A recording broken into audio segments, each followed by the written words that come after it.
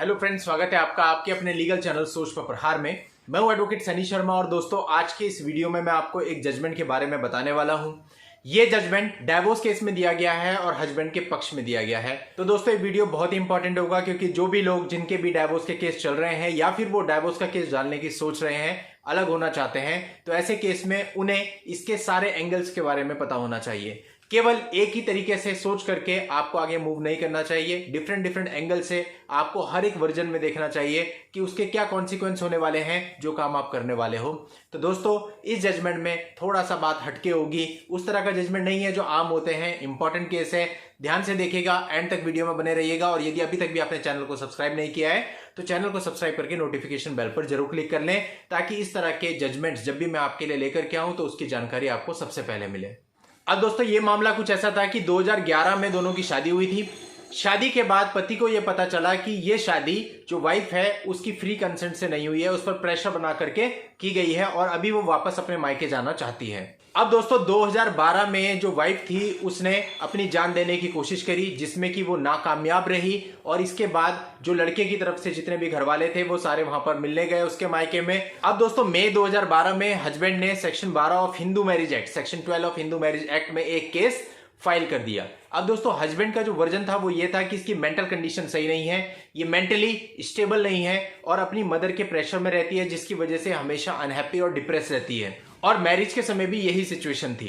अब दोस्तों इस मामले में जुलाई 2013 में वाइफ ने अपनी तरफ से जवाब फाइल कर दिया, लेकिन उसके बाद शायद उसका माइंड चेंज हुआ, उसने वो जवाब जो फाइल किया था उसको वापस ले लिया और नवंबर 2013 में दूसरा जवाब इस केस में फाइल किया।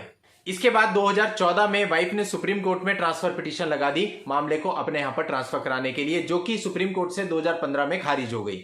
अब दोस्तों फैमिली कोर्ट ने इस मामले में वाइफ को नोटिस इशू किए, उसके बाद वो वहां पर नहीं आई तो कोर्ट ने एक्स पार्टी ऑर्डर कर दिया उसके अगेंस्ट और हस्बैंड के फेवर में ऑर्डर कर दिया और इस मामले को 2015 में खत्म कर दिया। अब दोस्तों ये मामला गया हाई कोर्ट में। देखिए दोस्तों, जब भी कोई मामला अपर कोर्ट में जाता है तो सबसे पहला काम ये होता है कि जो अपर कोर्ट होती है, चाहे वो हाई कोर्ट हो चाहे वो सुप्रीम कोर्ट हो, वो अपनी लोअर कोर्ट के रिकॉर्ड को तलब करवाती है। यानी लोअर कोर्ट का रिकॉर्ड वो अपने सामने रखती है, उसके बाद ही वो आगे अपील पर या किसी और चीज पर सुनवाई कर सकती है।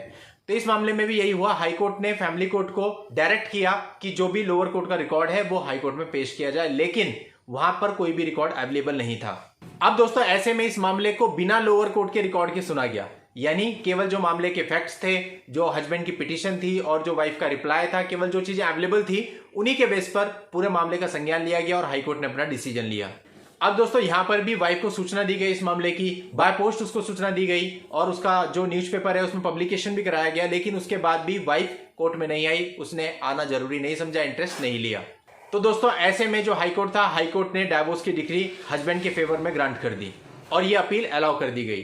तो दोस्तों इस प्रकार से यदि कोई भी पक्ष, चाहे वो पति हो या वो पत्नी हो, कोर्ट के बार बार बुलाने पर भी नहीं जा रहा है तो उससे आगे की जो प्रोसीडिंग होती है वो एक्स पार्टी हो जाती है। दोस्तों यदि आपकी शादी किसी भी तरह के फ्रॉड से हुई है या फिर सामने वाले की मेंटल स्थिति अच्छी नहीं है और उसको छुपाते हुए आपसे शादी करा दी गई है, तो आपके लिए बेहतर होता है कि आप section 12 of Hindu marriage act में जाएं, बजाय कि आप डाइवोर्स के केस में जाएं।